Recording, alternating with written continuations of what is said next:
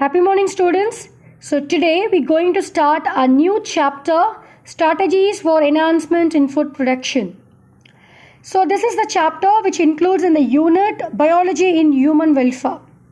So what we're going to discuss in this lessons are how we can enhance the food production. So what are all the strategies we can make to enhance, and why? Because we need this chapter to discuss to fulfill the demand of food items due to increasing population, biological principles are applied in animal husbandry and plant breeding. So these are the topic we are going to discuss in brief in this chapter, that is animal husbandry and plant breeding. With the help of these techniques we can able to enhance our food production. So first we are going to discuss about animal husbandry in this video. What is animal husbandry? It is one of the agricultural practice of breeding and raising livestock. So let us discuss brief in this chapter.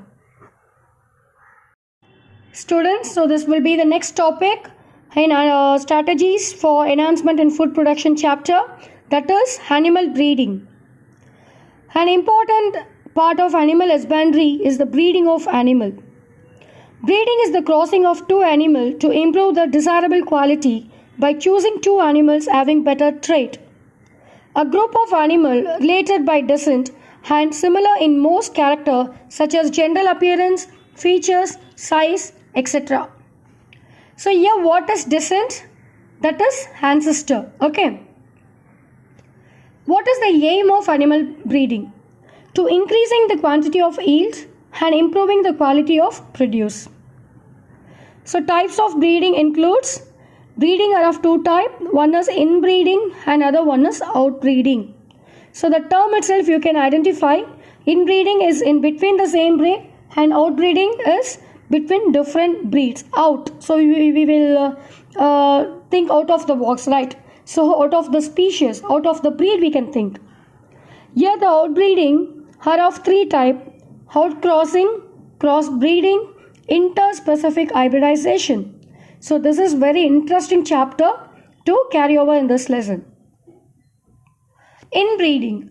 In animal husbandry, the mating of more closely related individuals of the same breed for 4 generations is known as inbreeding.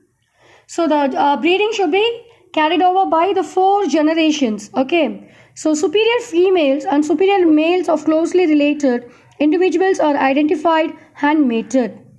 The outcomes of inbreeding are as follow. So it develops the homozygous pure line of the animal, exposes recessive gene for undesirable character, leads to accumulation superior genes and elimination of undesirable genes. Continued inbreeding leads to reduced fertility and productivity of the animal. So this is called inbreeding depression. So it can be overcome by mating the animal with an unrelated superior animal of the same breed.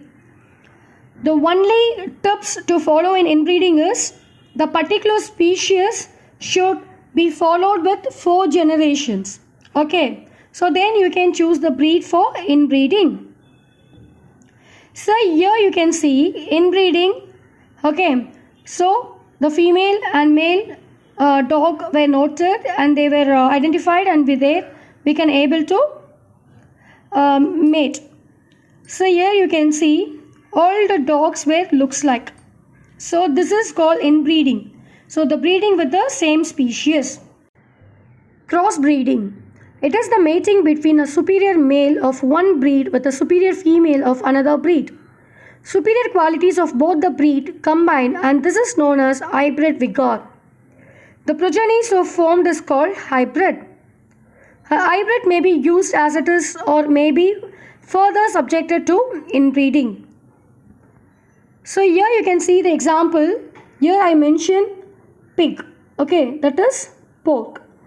Crossbreeding can be very useful tool for the pork producer to increase the efficiency and profit of an operation. So in this picture you can see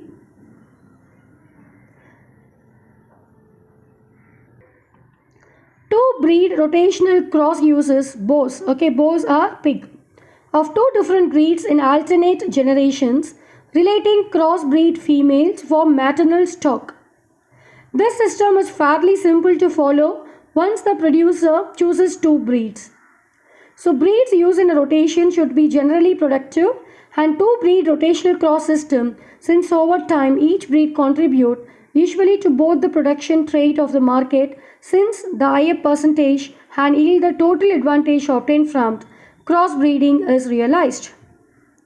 So here you can see, so this include like first year, second year, third year and fourth year generation. So here you can see in the snap, so I just maintained and I just showed a second year of the pig. The first year and is crossed with the pure breed boar and selected female. And this in second year what happened, the cross breed female from first cross. Here you can see from the female, okay, the female color has to be changed, you can see. So the male, from the male and from the female you can identify the cross breeding. And in third generation, cross breed females from second cross. And in fourth generation, cross breed females from third cross. Okay, so at last you can see, there will be, here you can see, from the starting you can see the female which is in white in color, okay, and male which is in black in color.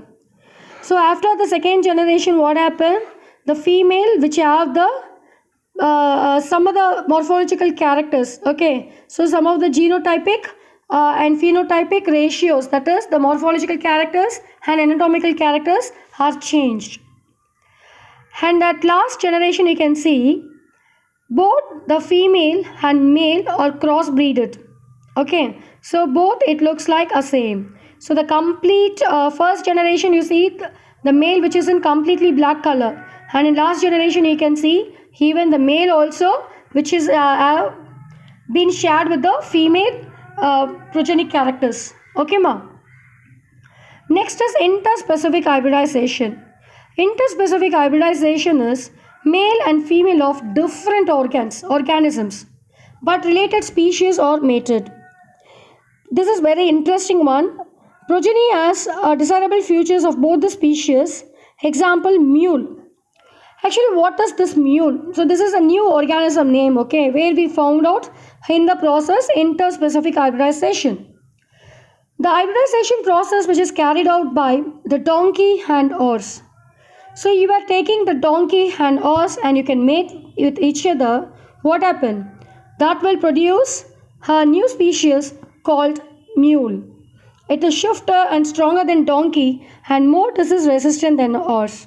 So you are identifying two most benefited characters from the particular organism with the same species, and you were interspecific, that is the hybridization or interspecific, that you can able to choose the specific characters and you can able to mate with each other and you can product new organisms.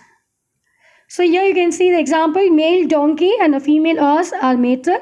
So here you can see the mule, a new organisms which have both their horse and donkey characters. Control breeding techniques. First one is artificial insemination.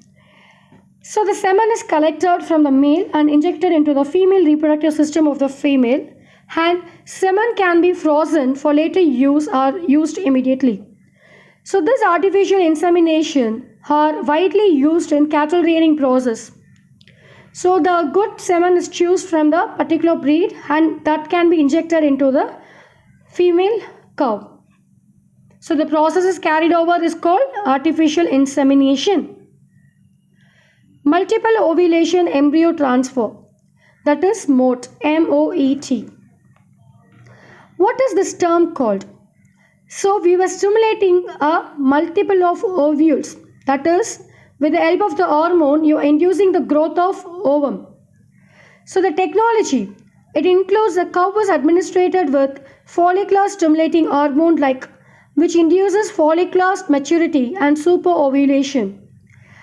In this technique what happens, if the cow which can give rise to one ovum per month, we can use this multiple ovulation embryo transfer technology and you can be able to induce the ovum to produce an enormous number, that is 6 to 8 eggs are produced per cycle.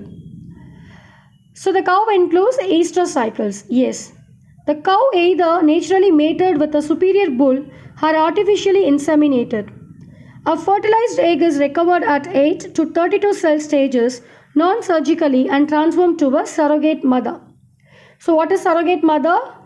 The mother which going to carry the artificial technological process. The genetic mother is again available for another cycle for superovulation. Using this technique, high milk yielding breeds of female and lean meat yielding bulls have been bred successfully. So these which were used to improve the milk yielding breeds.